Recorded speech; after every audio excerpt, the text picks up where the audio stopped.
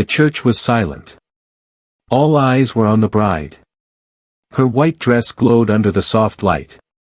The groom stood beside her, nervous but smiling. The priest held out a small velvet box. Inside should be the wedding ring. The bride reached for it slowly. Her fingers trembled. She opened the lid. Then came the gasp. It was loud. It filled the whole room. People stood up from their seats. The groom's face went pale. His mouth opened but no words came out. The bride stared into the box. Her eyes went wide. What she saw was not a ring. It was something else. Something terrible. Something that should never be at a wedding. The priest stepped back in shock. Whispers spread like fire. The bride's hands began to shake. She looked at the groom. He looked away. Guilt covered his face like a shadow. The bride did not cry. She did not scream. She just stood there, holding the box. And in that moment, everyone knew. A secret had been hiding. A lie had been living among them. And now, the truth was out. Let us go back. Back to where it all began. In a small village surrounded by hills and rivers, there lived a young woman named Amara. She was not rich. She was not famous. But she was kind. Everyone in the village knew her smile. She helped the old women carry water. She sang to the children when they were sad. Her mother had died when she was young. Her father worked in the fields every day. They did not have much. But they had love. Amara never complained. She never envied others. She believed that goodness would find her one day. She spent her mornings weaving baskets. She spent her evenings reading old stories by candlelight. The other girls her age dreamed of marrying rich men. But Amara only wanted peace. She wanted a simple life with someone who saw her heart. She did not know that her life was about to change. She did not know that envy was already watching her. And she did not know that a choice made in silence would one day break her world open. One afternoon, a messenger came to Amara's home. He wore fine clothes and rode a strong horse. He carried a letter sealed with red wax. Amara's father opened it with shaking hands. Inside was an invitation. A proposal. From the Okoye family. They were the most powerful family in the region. They owned land. They had gold. They had respect. And now, they wanted Amara to marry their eldest son, Chidi. Amara could not believe it. Why would they choose her? She was nobody. Just a village girl with worn sandals and old dresses. Her father was proud. He smiled for the first time in months. The neighbors came to congratulate them. They said it was a blessing. A gift from the heavens. But Amara felt strange. She felt like something was not right. Still, she said yes. How could she say no? This was her chance to help her father. To live without hunger. To be safe. She did not see the shadow in the corner. She did not see the eyes burning with jealousy. Someone was watching. Someone who believed that proposal should have been hers. Her name was Nkem. She was Amara's cousin. They grew up together. They played together as children. But Nkem was different now. She was beautiful, but her beauty had made her proud. She expected to marry well. She expected to be chosen first. When she heard about Amara's engagement, something inside her cracked. How could Amara, the quiet one, the plain one, be chosen over her? It was not fair. Nkem's mother tried to comfort her. But comfort only made the anger grow. Nkem began to watch Amara closely. She smiled when they spoke. She hugged her and called her sister. But inside, her heart was cold. She wanted what Amara had. She wanted the name. The wealth. The respect. And if she could not have it, then Amara should not either. Nkem began to plan.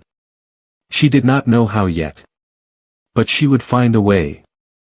Jealousy is a slow poison. It does not kill quickly. It waits.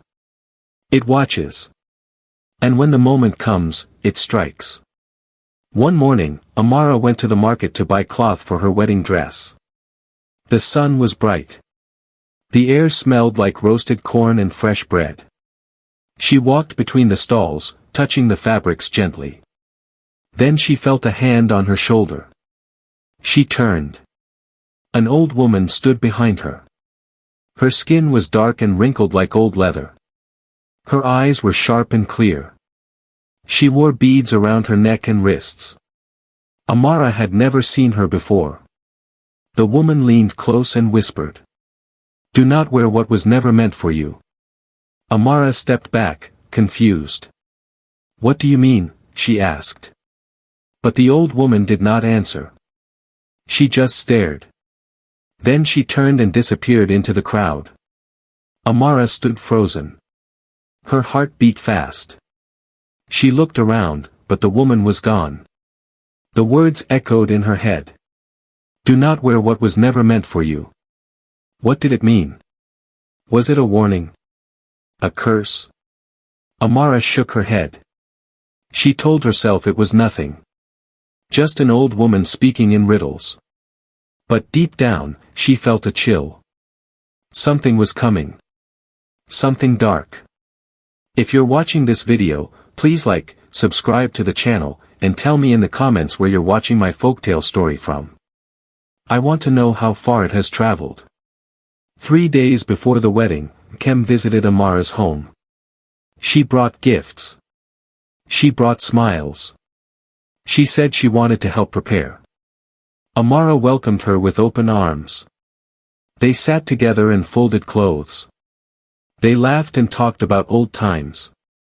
But when Amara went outside to fetch water, Nkem moved quickly. She had been waiting for this moment. On the table was a small wooden box. Inside was the wedding ring. The real ring. It was silver and simple, but blessed by the elders. Nkem reached into her bag. She pulled out another box.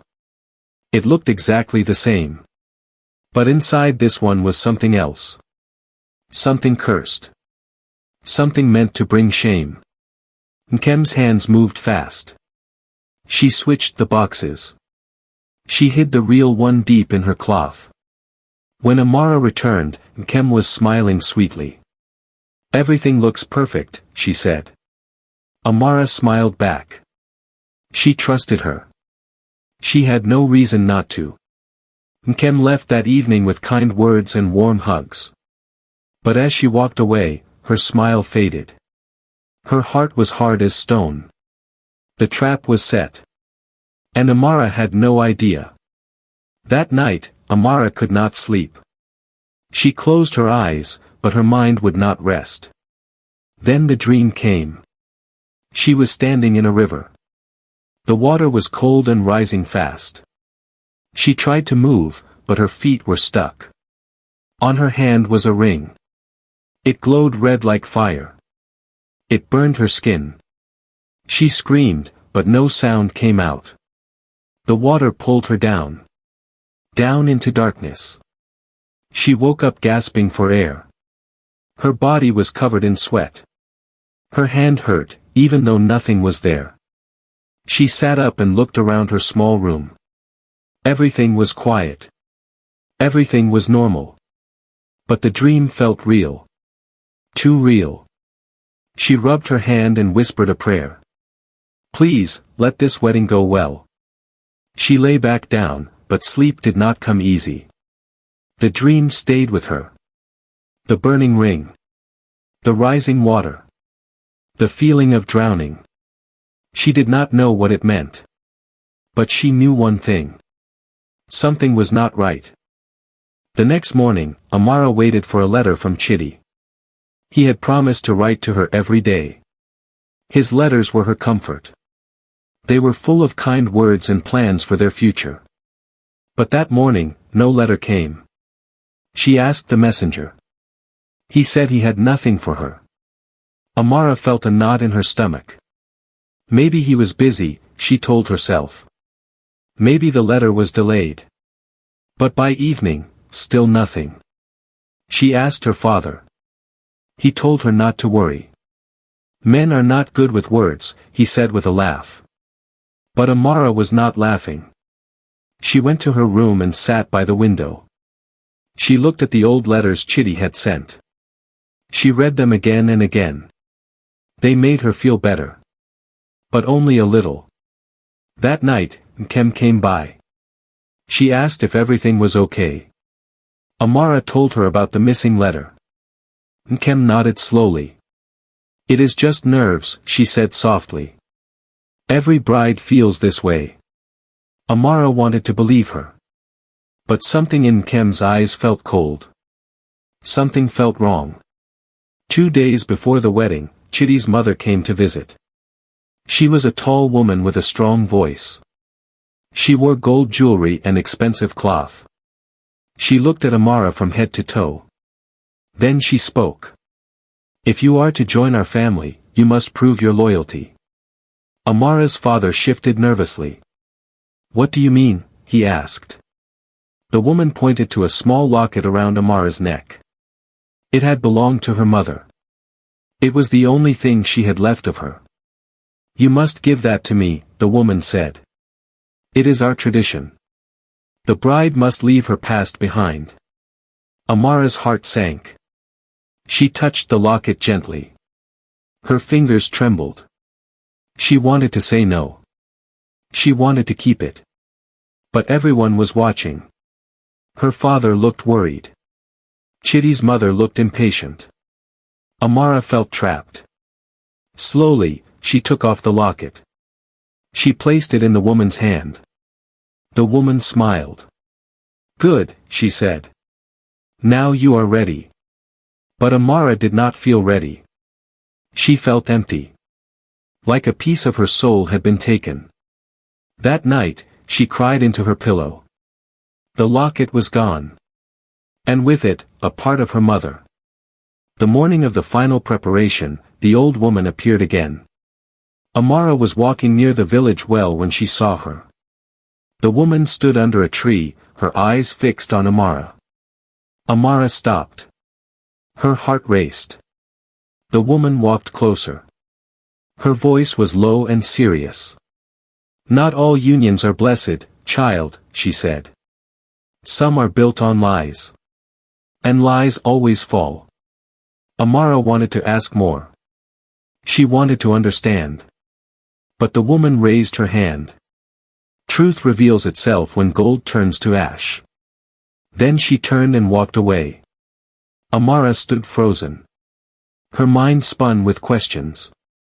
What did she mean? Was she talking about the wedding? About Chitty? About someone else? She looked around, but no one else had seen the woman. It was as if she appeared only for Amara. The words echoed in her mind all day. Gold turns to ash. She did not know what it meant. But she felt it in her bones. A warning. A prophecy. A truth waiting to be uncovered. The day before the wedding, Amara stood in front of a large mirror. She was trying on her wedding dress. The women around her clapped and smiled. They said she looked beautiful. But as Amara stared at her reflection, something strange happened. The mirror cracked. A thin line split down the center. It cut her reflection in half. The women gasped. One of them quickly covered the mirror with a cloth. It is nothing, she said. Just an old mirror. But Amara's hands were shaking. She looked at her fractured face and felt fear crawl up her spine. In their culture, a broken mirror before a wedding was a bad sign. It meant the union was not meant to be. It meant something was coming. Amara wanted to speak. She wanted to say, maybe we should wait. But everyone was already moving forward. The dress was perfect. The food was ready. The guests were coming. How could she stop it now? So she stayed quiet. She smiled when they smiled. But inside, her heart was breaking. Just like the mirror. That evening, Chitty finally came to see her. But he was not the same. His eyes did not meet hers. His voice was flat. He stood far away, like she was a stranger. Is everything all right? Amara asked softly. He nodded, but said nothing. She reached for his hand. He pulled it back. Chitty, please talk to me, she begged. He looked at her then. For just a moment. And in his eyes, she saw something. Fear. Guilt. Shame. I have to go, he said suddenly. Then he turned and walked away. Amara stood there alone. Her chest felt tight. Tears filled her eyes. What was happening? Why was he acting this way? She wanted to run after him. She wanted to demand answers. But her feet would not move. That night, she lay awake again. She thought about the mirror. The dream. The old woman. And now, Chitty's silence. Everything was falling apart. But tomorrow was the wedding. And she had no choice but to go through with it. Far from Amara's home, in a dark room, Nkem sat with Chitty's mother. They spoke in low voices.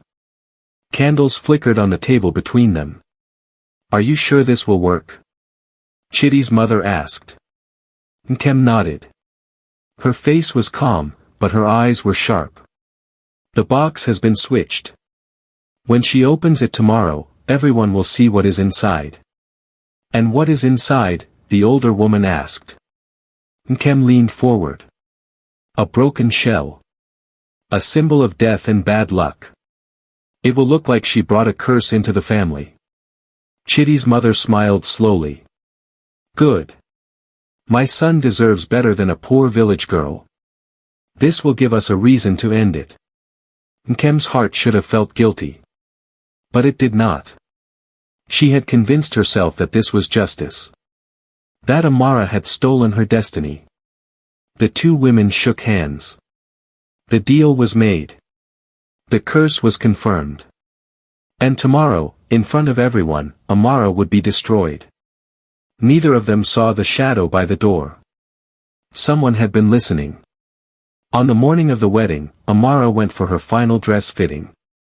The seamstress was an old woman who had sewn clothes for 3 generations. She worked in silence, pinning and tucking the fabric. Then she stopped. Her fingers touched something strange in the hem of the dress. She pulled it out carefully. It was a small charm. A protective talisman made of red thread and carved wood. The seamstress looked up at Amara with wide eyes. Did you put this here? She asked. Amara shook her head. No. I have never seen it before. The seamstress held it up to the light. Someone who loves you placed this here. It is meant to protect you from evil. Amara's heart skipped. Who would do this? Her father? A friend? The old woman from the market? She took the charm and held it tightly. It was warm in her hand. For the first time in days, she felt a small flicker of hope. Maybe she was not alone. Maybe someone was watching over her. She tucked the charm into her pocket. She would carry it with her. Just in case. Late that night, Amara could not sleep again. She lit a candle and sat by the window. On the table beside her were 2 small boxes. One was the ring box she had been given. The other was a box her father had shown her weeks ago. It had belonged to her grandmother. She picked up both boxes and looked at them closely. They were almost identical. Same wood. Same carvings. Same size. But something was different. The one she was supposed to use tomorrow had a small scratch on the side. The other did not. Amara's heart began to race. Why were there 2 boxes? She opened the one with the scratch. Inside was nothing. Just empty velvet. She opened the other. Inside was a simple silver ring. The real ring. Her hands trembled. Someone had switched them. But who? And why? Before she could think more, she heard footsteps outside. She quickly closed both boxes and hid one under her bed. The door opened. It was Nkem. "Why are you still awake?" she asked with a smile. Amara forced a smile back. "Just nervous," she said. But inside, her mind was screaming. She knew. She finally knew. After Nkem left, Amara could not stay still. She needed answers. She wrapped a shawl around her shoulders and quietly left the house. The village was dark and silent. She walked to the home of an old servant who had worked for Chitty's family for many years. His name was Udo. He was kind and honest. Amara knocked softly on his door. Udo opened it, surprised to see her. "Child, what are you doing here so late?" he whispered. Amara's voice shook. "Please, Udo. Tell me the truth. Is something wrong with this wedding?" Udo's face changed. He looked around nervously, then pulled her inside. He sat her down and spoke in a low voice. "I have heard things. Whispers in the house. Chitty's mother does not want this marriage. She thinks you are not good enough. And your cousin, Nkem, has been visiting her often." Amara's heart sank. "What are they planning?" Udo shook his head. "I do not know everything. But I know they want to stop the wedding. They want to shame you in front of everyone." Amara felt tears sting her eyes.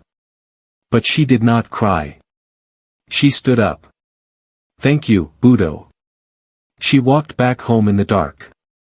Now she knew the truth. And tomorrow, she would face it. The sun rose on the wedding day. Amara sat on her bed, staring at the two boxes. She could run. She could take her father and leave the village. No one would blame her. But then she thought about all the people who had believed in her. The neighbors who celebrated. The children who looked up to her. And she thought about the lie that had been built around her. If she ran, the lie would win. Nkem would win. Chitty's mother would win. And the truth would stay buried. Amara made a decision. She would go to the wedding. She would open the box. And she would let the truth come out. Not because she wanted revenge. But because lies should never be hidden. She dressed slowly. She pinned her hair. She put on her mother's earrings. And she placed the protective charm in her pocket. Her father came to her door. His eyes were wet with tears. "You look so beautiful," he said. She hugged him tightly. "No matter what happens today, Papa, know that I love you." He looked confused, but nodded. They walked together to the church. And Amara's heart was steady. She was ready. The church was full. Every seat was taken. People wore their finest clothes. They whispered and smiled. The air smelled like flowers and incense. Amara walked down the aisle slowly. Her father held her arm. She saw faces she knew. Faces she loved. And then she saw Nkem. Nkem sat near the front, dressed in bright colors. Her face was calm. Too calm. She looked at Amara and smiled. But it was not a kind smile. It was the smile of someone who thought they had already won. Amara looked away.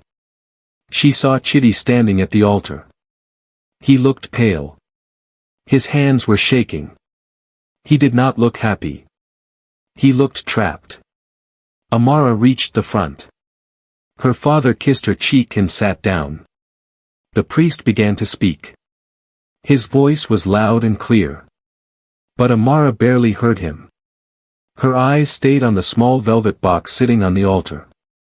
The box that would change everything. The priest smiled. "And now," he said, we present the rings." The room went silent. All eyes turned to the box. Amara's heart pounded. This was it. The moment of truth. The priest lifted the box carefully. He held it out toward Amara. She looked at Chitty. His eyes were wide. He opened his mouth as if to say something. But no words came. Amara took the box from the priest's hands. It felt heavier than it should. She looked out at the crowd. She saw her father. She saw Nkem. She saw Chitty's mother sitting tall and proud. And she saw the old woman. The elder. Standing at the very back of the church. Their eyes met. The old woman nodded slowly. It was time. Amara's fingers touched the lid of the box. The room was so quiet she could hear her own heartbeat. She thought about everything that had led to this moment. The warnings. The dreams. The missing letters. The broken mirror. And the 2 boxes. She knew what was inside. But she also knew that opening it would change everything. She took a deep breath. And then, slowly, she opened the box. The gasp came immediately. Loud. Sharp. Filling the entire church. People stood up. Hands flew to mouths. Eyes went wide with shock. Inside the box was not a ring. It was a broken shell. Blackened. Cracked. A symbol of death. Chaos erupted. People began shouting. Some backed away as if the box carried poison.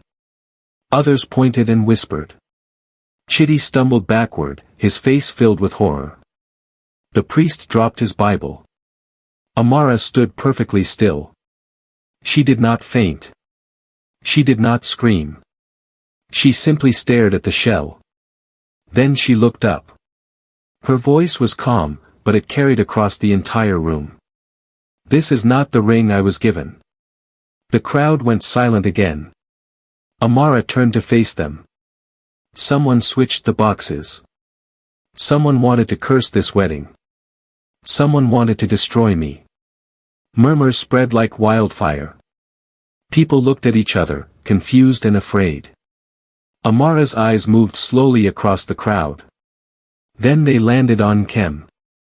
Nkem's face had gone pale. Her hands gripped the edge of the bench. Amara raised the box higher. Whoever did this wanted me to look cursed. They wanted you all to think I brought evil into this family. But the real evil is the one who planted it. Chitty's mother stood up, her voice sharp. How dare you accuse anyone? You brought this on yourself. But Amara did not look away. Did I? She asked. And the room fell silent once more. Amara reached into her pocket. She pulled out the second box. The one she had hidden. The crowd gasped again. This, she said, holding it high, is the real ring box. The one that was given to me by the elders. It was switched. And I know who did it. She turned and looked directly at Nkem. Nkem's face twisted. She stood up quickly. You are lying, she shouted. But her voice cracked. Her hands shook. Amara walked toward her slowly. You came to my house 3 days ago. You said you wanted to help. But you took the real box.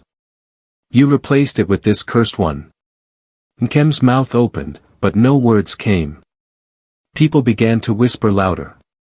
They remembered seeing Nkem at Amara's house. They remembered her carrying a bag.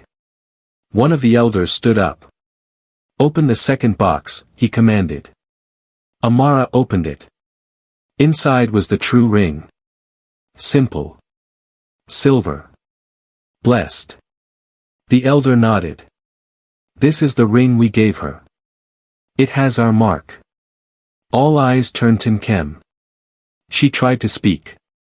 She tried to defend herself. But guilt was written all over her face. She looked around desperately. Then her eyes filled with tears. And everyone knew. The truth had come out.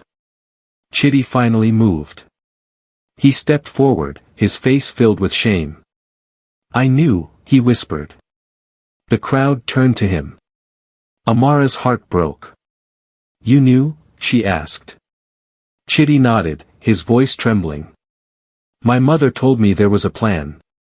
She said it was for the best. That you were not right for our family. I did not want to believe it. But I said nothing. I did nothing." Tears ran down his face. "I am a coward." The room was silent. No one moved. Amara stared at him. The man she was supposed to marry. The man who stayed silent while others plotted against her. She felt anger. She felt pain. But most of all, she felt disappointment. "You let them do this to me," she said quietly. "You stood by and watched." Chitty fell to his knees. "I am sorry.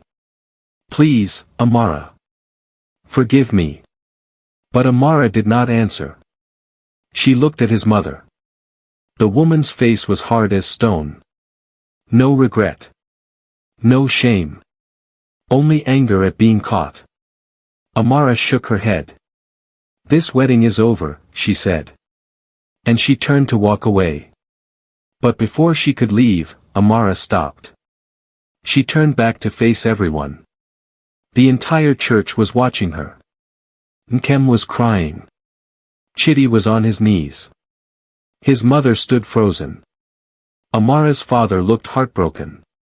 But Amara's face was calm. Strong. She lifted the cursed box high in the air. Then she spoke. Her voice was clear and firm. "Let this be my ring," she said. "Not gold. Not silver. But truth. Let everyone here remember that no treasure is worth wearing if it comes from lies. Let them remember that silence in the face of evil is evil itself." She looked at Chitty. "You chose fear over love. You chose your family's pride over my dignity." Then she looked at Nkem. "And you chose jealousy over sisterhood." Finally, she looked at Chitty's mother. "You built your house on lies. And lies always crumble." The elder at the back of the church began to clap. Slowly. Then others joined. One by one, the villagers stood and clapped for Amara. Not because the wedding happened. But because she stood for herself. She did not beg. She did not break. She chose truth. And truth, they all knew, was the greatest power of all. As Amara walked toward the door, the old woman stepped forward. She moved through the crowd like a shadow. In her wrinkled hand, she held something. Amara stopped. The elder smiled gently. "You have passed the test, child," she said softly. She opened her hand. Inside was a ring. But not just any ring. It glowed faintly, like moonlight on water. It was carved with symbols of protection, strength, and wisdom.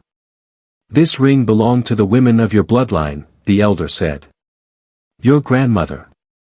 Your great-grandmother. And now, it belongs to you." Amara's eyes filled with tears. "But I have no wedding," she whispered. The elder shook her head. "You do not need a wedding to wear your truth. This ring is not for a husband. It is for you. A reminder that you are enough.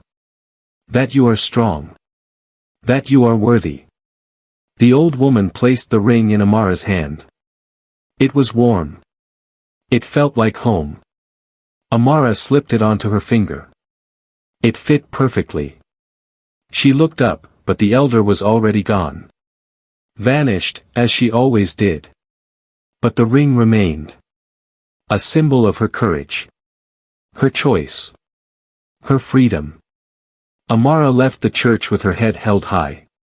Her father walked beside her, pride in his eyes. The villagers parted to let her through. Some whispered. Some cried. But all of them respected her. Nkem was taken away by the elders for judgment. Chidi's family was shamed and left the village quietly. And Chidi himself was left alone, with nothing but his regret. Amara returned to her simple home. She went back to weaving baskets and helping her neighbors.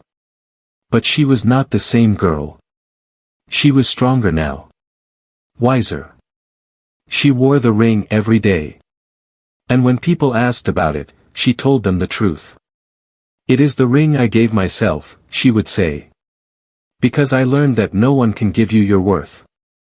You must claim it yourself." Years later, her story was told around fires and in markets. Mothers told it to their daughters. Elders told it to the young. And the lesson remained the same. In every box lies a truth. What you choose to open is what you choose to wear. The story you have just heard is a beautiful African folktale I heard long ago. I am telling you to wake your minds to the truth that jealousy destroys, silence enables harm, and your worth is not given by others, it is chosen by you. If you were Amara, standing at that altar with everyone watching, would you have opened the box? Or would you have run? I want to know your opinion, because every story is like a candle that can light the path for someone else. God bless you, and may courage guide your hands. Meanwhile, on the final screen, I am leaving you with one of the channel's most beloved folktales. I am sure you will love it. Thank you for staying with me until this moment.